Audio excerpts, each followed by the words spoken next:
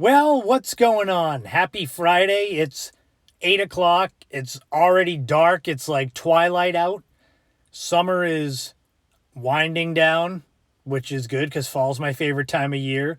Welcome to the 25th weekly installment of Without a Map, the In My Footsteps podcast, live stream / Talking Dead lookalike show, where we go into the podcast, the last episode, what's coming up, a little bit of a deep dive into some of the craziness of the week. And I will tell you, I've made this statement a million times and probably a lot on the live streams, but I tell people that my life is like a sitcom where things happen that I couldn't write. Someday I'll write a book about my own life and it'll be like, you made half that stuff up, and no, it's serious. So I'm in my driveway right now and it's dark out. You can kind of see, like if I open you can see a little bit of the light. So you can't see much from where I am, but I just went to shoot the sunset and I said, you know what? I don't have time to go set up. Let's just go live in the car. So I'm sitting here and I'm kind of getting ready and waiting. And I like to go live right at 8. And I look and I could see something off to the side. There's a road right over here. And, you know, it's 20, 30 feet away. And I thought I saw something. So I'm figuring it was someone walking a dog.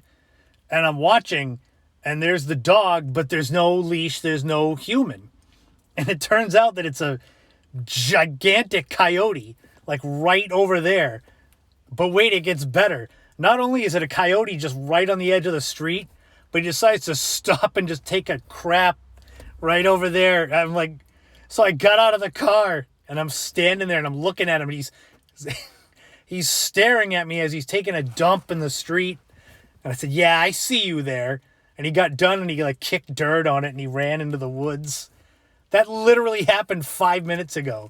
So if you see me constantly looking over this way, it's almost like I'm expecting that coyote to come back and like knock on the door and start yelling at me.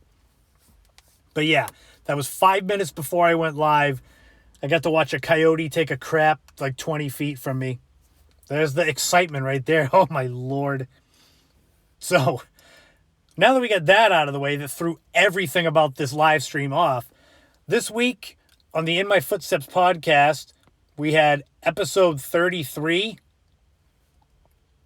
I can't believe I'm already at 33 episodes. It feels like just yesterday I started this, but in reality, it was the first week of November. So we're 9 months into this. And the big thing with this, I usually have a main story. It's like the lead. And for this week's episode, I kind of buried the lead, which is the little card here with the gravestones and the vines and such. You know, I do some of these stories where I feel after I've done them that it's like stuff that only I would be interested in. Obscure history, creepy history. So if you listen to the podcast, if you see the summary and such, the Dummerston Vine Cemetery is kind of buried down low because I didn't know if people would be interested. You've got to create titles for the podcast that draw the eye in. So if I put Dummerston Vine or I put 80s Obsolete Technology, which one are you going to go for? So I naturally led with the 80s Obsolete Technology. And that was a lot of fun. That was my top 5 list for the week. Basically, what I did was, and it's for anyone, you don't have to be my age. You could be older, maybe younger. I don't think they'd quite have the same vantage point. But you start thinking about things that you did or knew or saw as a child that aren't around anymore. And it became real easy to think of things that you used to use or see that aren't around. So, for example, I made a nice visual aid. These were my top 5. And of course, my screen is in the way of one. But these were my top 5 80s obsolete technology. And the one that I'm hovering over is an actual physical map. Because with everyone having a phone with GPS and such, there's no need really for an actual physical map that you unfold and you look at. Those things have gone the way of the dodo bird. The other ones, now, VCRs, I mean, I guess I still have one, and I use it to digitize my old videotapes from when I had a camcorder in high school. So those are still around. They even into the early 2000s, they had the VCR DVD combos that you could, use. See if you wanted to hang on to your old VHS tapes. And then there's photo film, actual film for photography. That is still around, but it's almost like a niche thing where instead of it being, 99%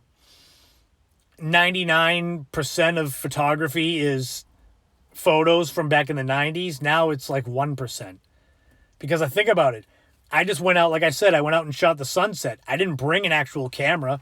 I brought my phone, and I literally shot, photos like this with my phone.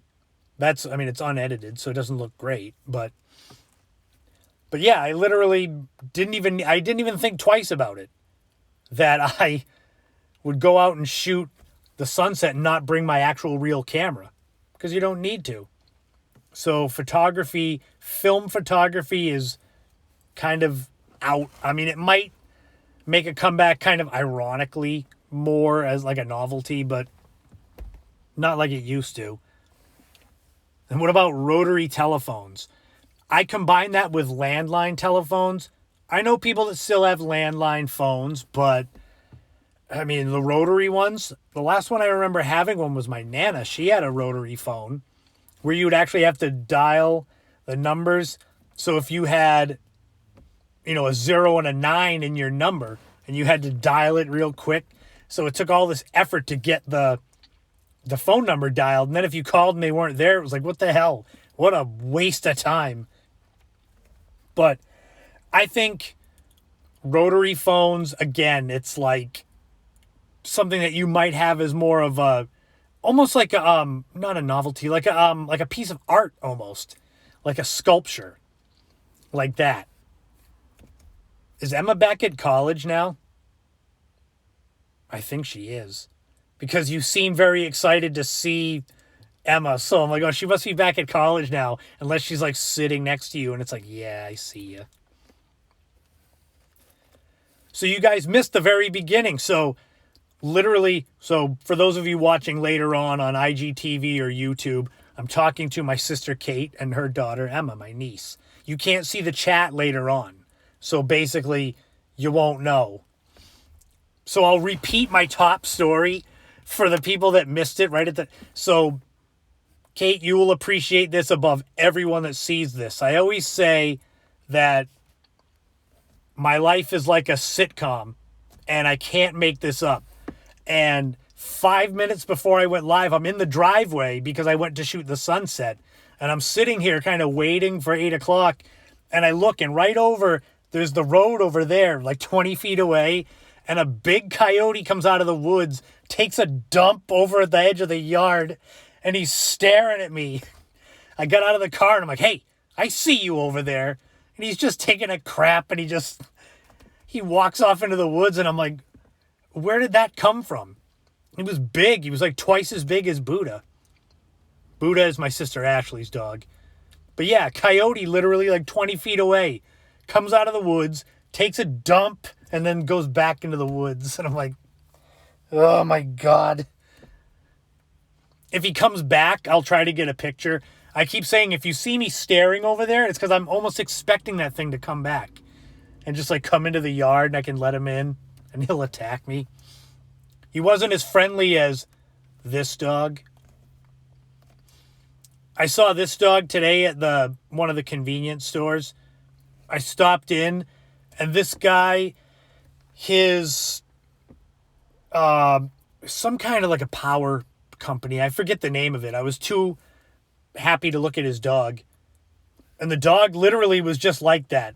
Almost like he was waiting for people to come over. So I went into the store, and I came out, and he still had his head like that. So I'm like, hold on, I want a picture of you. And then literally, he licks a lot too. But he was very cute. That was one of those things where I was like, I need something that's like a happy thing. But that was the dog. Yeah, so episode 33, we did the Obsolete Technology. There's a lot more. There's honorable mentions. There was too many I stick to a top 5. Honorable mentions I throw in there. I also did my latest road trip stop. So I've been doing the 2019 road trip I did that was 2,100 miles. I'm going in order like that I saw things, because I don't want to put things in order that I like them, because then some towns will feel bad. But this week I did Harrisburg, Pennsylvania, which is the capital city of Pennsylvania. This is their state capital. Harrisburg's kind of a small city for a capital. They've got just over 40,000 people. But surprisingly, they're not even close to the smallest capital city. That's actual, what do you call it? That's Montpelier, Vermont, is the smallest capital city in America. I think they've got less than 8,000 people. So that's pretty small. This place is pretty nice, though. I didn't realize it was popular for wedding photography, because when I went there, you can't see them because I was trying to stay out of their way, but there was a bride and groom that were getting their wedding photos taken on the steps of the Capitol. So I tried to stay out of their way so that it wouldn't be like me in the background of all their photos. But it was pretty good. Harrisburg is nice. It's sort of joined at the hip with Hershey, which is next door. That's the next town over. And everyone knows Hershey, the chocolate capital, and Hershey Park and all that. That's coming up in episode 35. I will go into that. And I've got some nice photos of my chocolatey adventures there. But that was episode 33. It went up yesterday, and it's actually doing pretty well. I wasn't sure about this one because of the Dummerston Vine. That is a very obscure story. So, let's see. How can I sum this up? So basically, back in the day, and I'm talking, 200 years ago, the tuberculosis was a bad disease. And I don't know if it's still around or not, if tuberculosis is still a thing. But basically, 200 years ago, 150 years ago, before they knew what it really was, it mimicked what they thought was vampirism. Like a vampire was sucking the blood out of people because they would just waste away. And if they would cough up blood and such. So it got to a point where if you died of tuberculosis, some people would be superstitious and think that it was a vampire. So this cemetery, the Dummerston Center Cemetery in the middle. So it's Dummerston, Vermont, which is about 20 minutes north of the Massachusetts border. Small town. This cemetery, there was the Spalding family. They had 6 kids, and basically one by one the kids died of tuberculosis. But 200 years ago, they thought it was a curse. And when they went, so I can't be positive that these are their actual graves. This is the cemetery. But basically they went and they found this. When the last child died, they dug the body up and they saw this vine that had been creeping along the gravestones. And in the infinite wisdom of 200 years ago, they thought this vine must be cursed, and every time it touches a tombstone, another child in the family would die. So they dug up the kid, the most recently dead one, burned their body, burned the vine, and I guess no one else in the family died, but there are more stories like that than I thought possible, as in like the vampirism stuff. And I'm going to tell more stories like that on the podcast as we get in towards October and Halloween time. But it's interesting. Again, I said it's like something that would interest me. So I'm like, if you don't like it, you can skip it. Coming up next week is another of my bonus episodes. That's episode 34. The bonus ones I do once a month. They are shorter. One topic that is kind of the entirety of the podcast.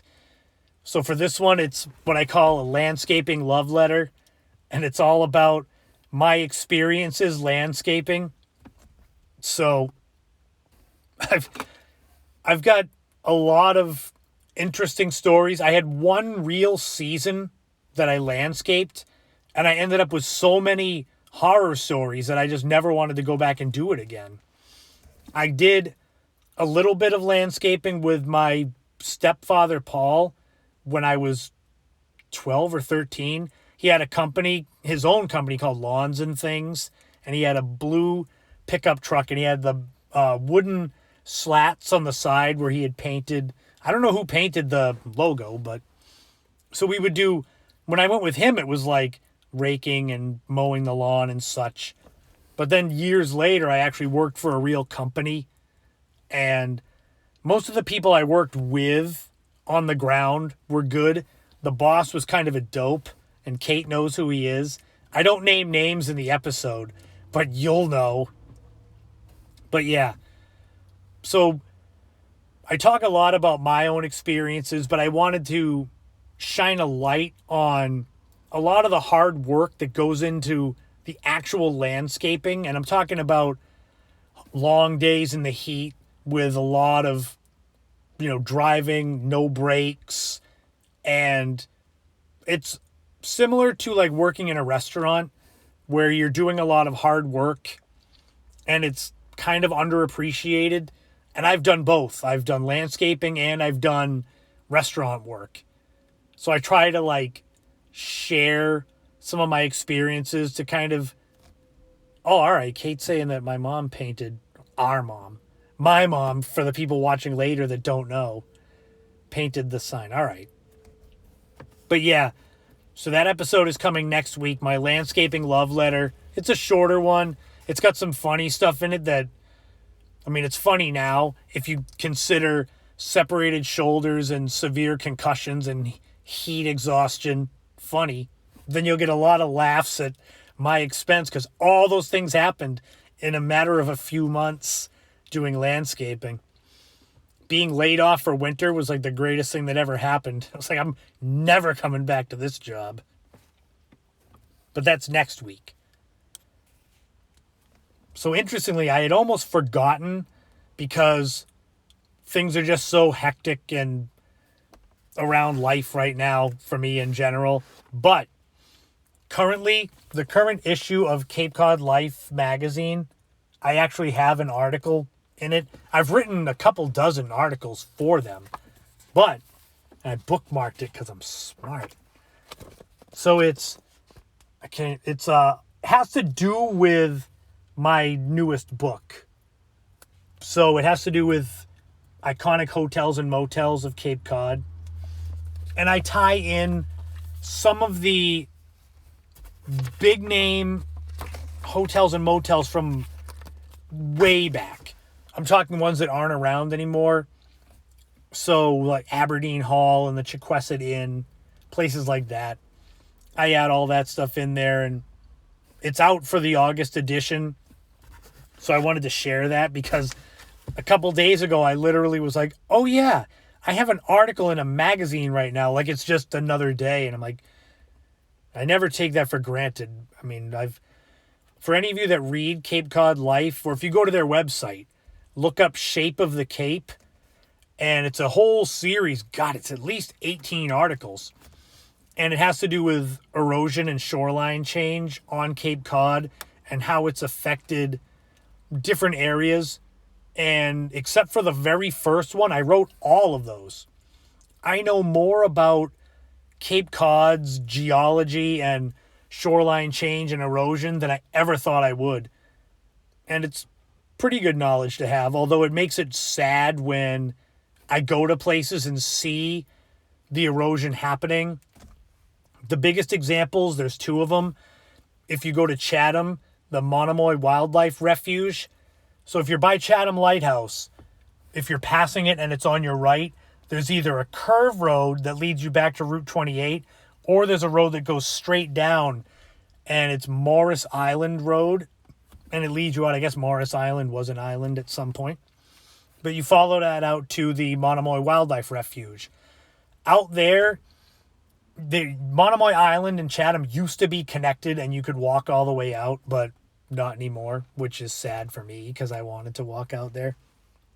But you would go there, park, walk along the bluffs, and there was a stairway that would lead you to the beach, and you could walk south as far as you could go, and it would kind of hook you back around, and it was a nice hike. Because of the erosion, there's no more stairs to go down anymore because there's no more beach anymore. So it's literally the ocean and then the rocky breakwater, and that's it. And it was shocking because I didn't realize it. I hadn't been there in 6-8 months, probably something like that, because I don't get down to that particular part of the Cape that often. And I went down there and I said, wait a minute, what happened to the stairs? And they're gone. The other one is Nauset Lighthouse and Nauset Lighthouse Beach. If you're familiar, most people, I think Nauset Lighthouse is the most well-known on Cape Cod. It is the one that is half white, half red. It's on the Cape Cod potato chips bag. That's kind of how, if you're not from the Cape or you don't visit it, that's how you'd know it. It's on the potato chip bag. But it sits on a hill. It overlooks the parking lot and Nauset Light Beach. And there's a road that would go past it. So the lighthouse would be on the left. There was a road that used to go out to these cottages that are on the bluff. And in the last year, maybe a little over a year, it's basically the road, the erosion is so close to that road, they had to close the road off. And then down the street, they had to build a new road that came into the cottages behind it. So it's just, they moved the lighthouse back probably 300 feet in my senior year of high school, 1996. So it's 25 years ago. And I'd say it's safe for another 10 years, the lighthouse, before they got to move it again. But Jesus, the fact that that road is now closed off doesn't give me a lot of hope. And these are things that I wish I didn't know about the whole erosion thing. But that's what happens when you write these articles. But let's switch to funny stuff. Things that I didn't know until last night. So, this lady here is my Nana, and her face is covered up by my photo. Hold on, Nana. I apologize for that. I still can't get it. Never mind. Anyway, so I enjoy, when I write articles and blogs, a lot of, like I said, obscure Cape Cod history. I like going, yes, that's the road up there, Ashlet, behind the lighthouse. There's a road that is now blocked off, so they had to build a new road. If you go down the road, Cable Road, there's the Three Sisters lighthouses that are in a field. They used to be out at Nauset Light Beach. Right before there was a new road that leads you back to these houses. They had to build a new road because the old one is 10, 15 feet from the edge of the bluffs. So, I like to look up just random things on online newspaper archives, and it's a lot of fun. But because my family is from the Cape, and I'm talking like 12 generations back, it becomes easy to sort of look up your family history through the newspapers. And I never knew this until I started doing such research, that 60, 70 years ago, basically anything that happened in a town was in the newspaper. And I mean anything. So, for example, my great-grandfather, Grandpa Souza, who came over from Portugal, straight from the Azores, they had an article in the newspaper about him acting in a play. So I'm like, could you imagine today if it was like, oh yeah, this guy from this town is acting in a play? It's like, who the hell cares? But in the 1940s, I guess that was big news. But the main thing, and why I've got these pictures up here, is that I was looking up my Grandpa Sousa and my grandmother, my Nana here. Her name popped up in one of the articles because that's her father. And so I looked her up under her maiden name. And she popped up and it said that she had just returned to, so they lived in Marston's Mills. But it was called the Hills or the Plains back then. But they said she had returned from Washington, D.C., working in a government office for 5 years. And I was like, wait a minute, what? So I texted my Aunt Susan and I said, what do you know about Nana working in Washington, D.C.? And she's like, oh yeah, she used to work at the Pentagon. And that's how she met your grandfather. And I'm like, wait a minute. So my mind is totally blown. So I make this little collage. The picture that you can't see was one of the last ones taken of her, but she'd probably be happy that my face is blocking it, actually, knowing her. But I put this photo up, and then my sister Kate, who's in the chat, she pops up and is like, yeah, Nana used to talk about it all the time. And I'm like, what? Wait a minute. I don't ever remember her saying that to me. So then I was like, oh man, I hope she didn't like tell me these stories. And I was like, yeah, Nana, I'm too busy watching TV or something like that. But yeah, I found out a couple days ago that my grandmother worked for the Pentagon in the 40s for the first time. So yeah, I wanted to share that. Oh my God. Pretty wild stuff.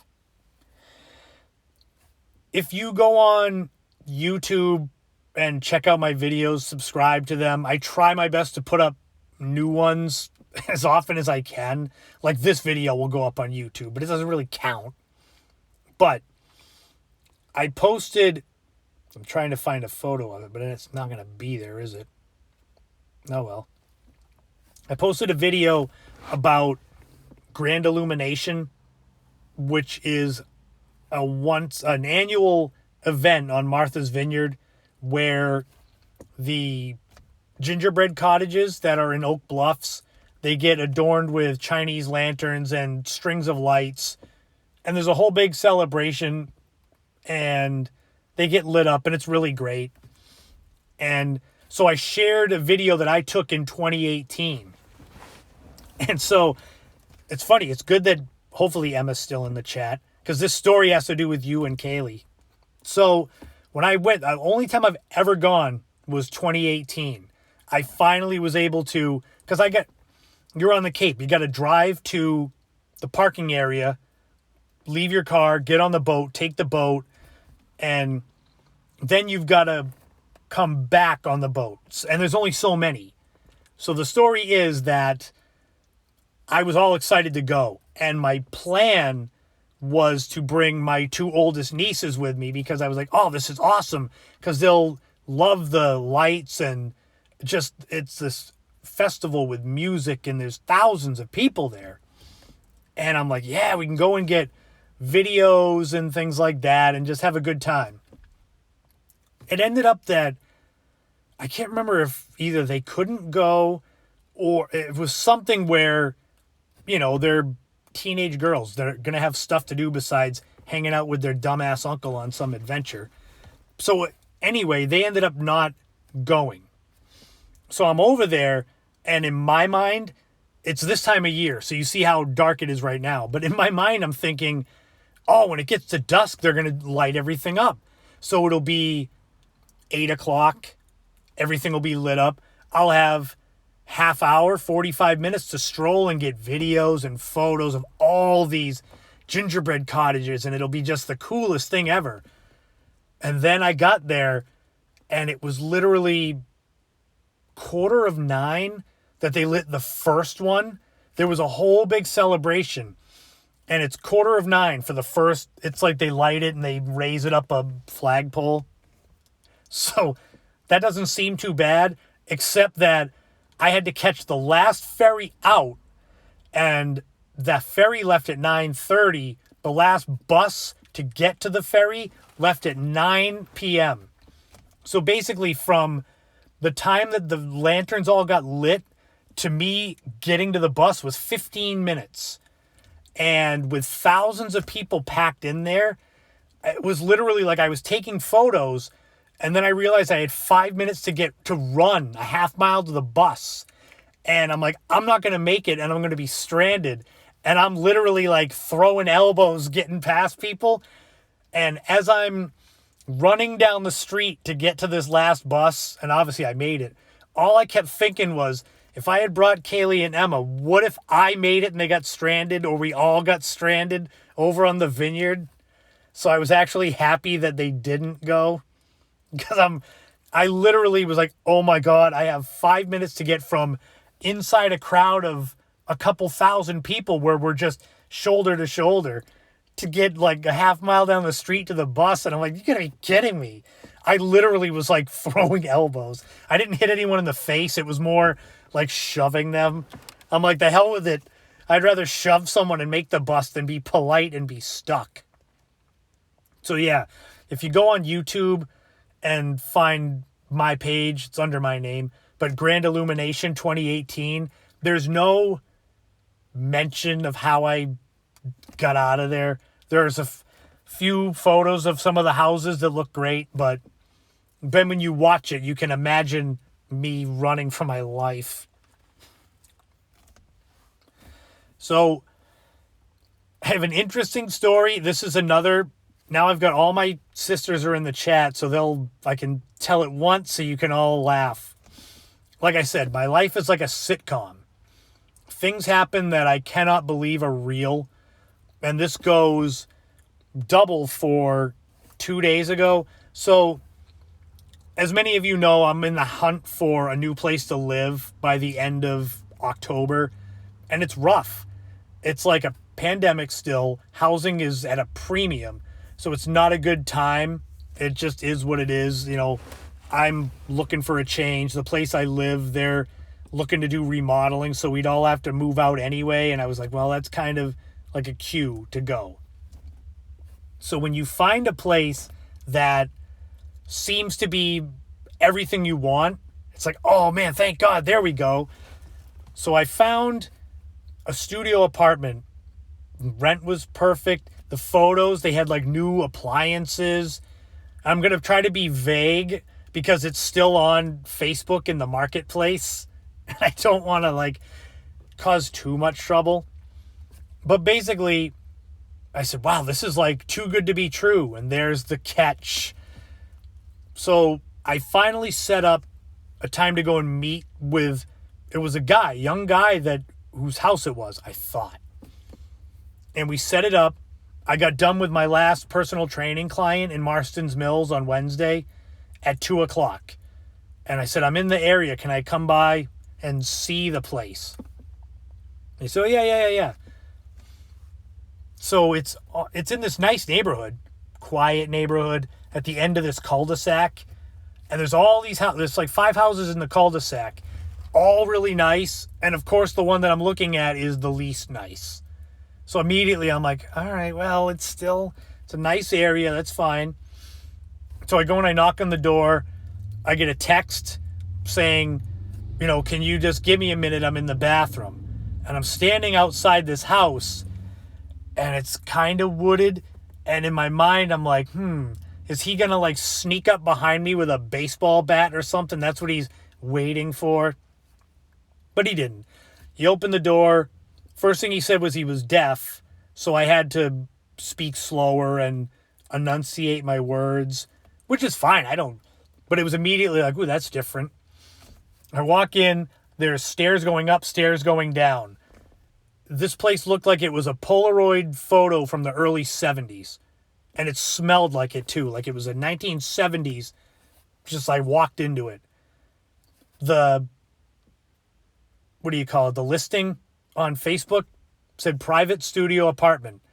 So immediately I walk in the front door, it's downstairs. I'm like, well, it's not private. I got to go in your front door. I go down there. He shows me into the apartment. It looks nice, Definitely looks like very 70s-ish, except there were a few new appliances. So right there, I'm like, okay, this is good. And so I'm thinking, as long as nothing changes, I should be good to go. First thing was, suddenly he said there was a rental application fee. So I'm like, oh, man. But in my mind, I'm like, this place is great. I'll just pay the application fee, and that's fine. So I did. I paid the application fee. The application was a sheet of graph paper, and he told me to write down my name and references. I'm like, that's professional. But I'm like, that's fine. This is a nice place. If I find a new place, that's great. So everything's still, it's a little less great, but it's still good. Then he drops the bombshell again where the first, last, and security, he had a certain amount that's listed. And then he's like, oh, I got to change that. So he adds $300 to that. And I'm like, he says, is that going to be a problem? And I'm like, oh, you're really stretching me. But I'm like, no, that'll be fine. But then it gets worse. Hold on. Grab some popcorn. He then goes on to tell me that it's not his house, which I figured it wasn't. It's his mother's house. So now I'd be living with a mother and her 35-year-old son. But wait, it gets even better. There's an extra room on the other side of the hallway that he's going to move into. So now I'm going to have this guy living on the other side of the wall from me, my private apartment. So I'm like, oh, man. I'm like, it's still not quite a deal breaker yet, but I'm like, boy, it's getting close. Then he goes on to tell me that his mother wants everything in cash. So first of the month, I got to go to the bank and withdraw my rent and bring it, which meant I would have to withdraw first, last, and security in a big lump of cash and just give it to the mother. The mother is a in-home nurse, meaning she like stays with people and she only comes home like every few days, which I'm like, oh, it's not perfect, but we're trending downward here. Then we get to the piece de resistance. So because he's deaf, he's writing everything down, like writing stuff down to show me. And he writes down, can I ask you a personal question? And in my mind, I'm like, I know where this is going. I just don't know how the phrasing is going to go. And so I look at him, I say, yeah, sure. And he writes down, are you gay? And I'm like, oh boy. And because I immediately get the idea of where this is going. And he goes on, I say no. And he goes on to say, it's not me, it's my mother. My mother doesn't like gay people. And she's very Christian. And when he said Christian, I'm like, I know exactly what it means. You mean racist and all that stuff. And he's like, well, you just don't have to talk about politics and religion with her. And I'm like, so I'm going to be living with someone that hates basically everyone that doesn't look like her. He even said she wouldn't let him even interview female renters because she didn't trust women. So I get there, the place looks like it's straight out of the 70s, and then everything has to be in cash. The rent got raised while I was sitting there. They added a rental application fee, and then I find out that the mother just hates everyone that's not white like her. And I'm like, oh boy. So I thanked him for his time because the son seemed like he was nice, but he could have been like Norman Bates nice. So basically when I left there, I was like, I'm never going back to this house because I don't need a place to live that bad that I'm going to go and live with someone that goes against like all of my beliefs. So I'm like, forget it. And I left there and I sent him a message. I'm like, oh, something came up. I got to withdraw my name from consideration for the apartment. And he's like, oh man, you were one of my top picks. I'm like, yeah, good. Sorry about that. We're not playing that game. So yeah, there's my adventures in apartment hunting. It was like, I couldn't make that story up. Literally, like, what are we doing? So I'm still looking. We'll see. I know, isn't that crazy? I was glad that all of you were in the chat so I could say it once to you all. So you just like, Jesus. I was over at Mom's yesterday. I gave her this neck trigger point tool for her neck. And I told her the story about it. And she said, well, you can consider that rental application fee as a lesson. I'm like, thanks, Mom. Because it's true. It's like, fine, serves me right. But yeah, if you go and look it up on Facebook Marketplace, it's in Forestdale. And it says all-in-one apartment. I said I was going to tell the story, but keep it vague. And I basically told you everything except the address and the name of the guy. It's fine. Whatever. I don't care. But yeah.